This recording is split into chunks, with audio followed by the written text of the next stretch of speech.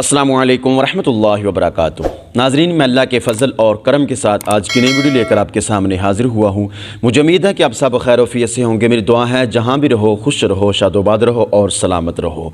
नाज़रीन, हमारी आज की वीडियो 30वां पारा, उसके अंदर छोटी सी सूरत है जिसको हम सूरह माऊन कहते हैं, उसकी फ़जीलत के हवाले से।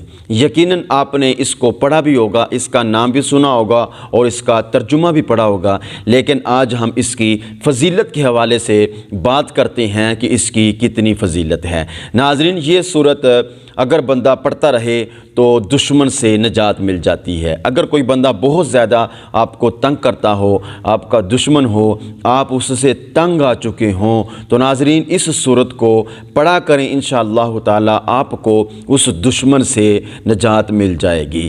ख़ास कर दीन हक़ का दुश्मन जो मुसलमानों पर तरह तरह का जुल्म करता हो, इस सूरत को 111 मरतबा रोज़ाना 40 दिन तक पढ़ें। पढ़ने के बाद फिर अल्लाह के हजूर दुश्मन से निजात के लिए दुआ करें तो इंशाअल्लाह ताला दुश्मन से छुटकारा मिल जाएगा।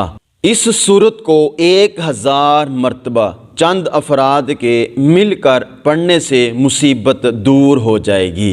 नाज़रीन, अगर कोई बंदा चाहता है कि मुसीबतें दूर हों, दुश्मन से निजात मिल जाए, तो इस सूरत को कसरत के साथ पढ़ा करे, इस सूरत को अपना मामूल बना ले। इंशाअल्लाह ताला दुश्मन से निजात भी मिल जाएगी और मुसीबतें भी दूर हो जाएंगी। तो नाज़रीन, इसको पढ़ा करें, इसकी तिलावत किया करें और ख़ूब बरकतें हासिल किया करें। नाज़रीन, ये हमारी आज की छोटी सी वीडियो थी। अगर अच्छी लगी हो तो हमारे इस चैनल को लाइक ज़रूर कर दें, सब्सक्राइब भी कर दें और एक अच्छा सा कमेंट दे दें। अपना बहुत सारा ख्याल रखिए। वस्सलाम वरहमतुल्लाहि वबरकातुहू।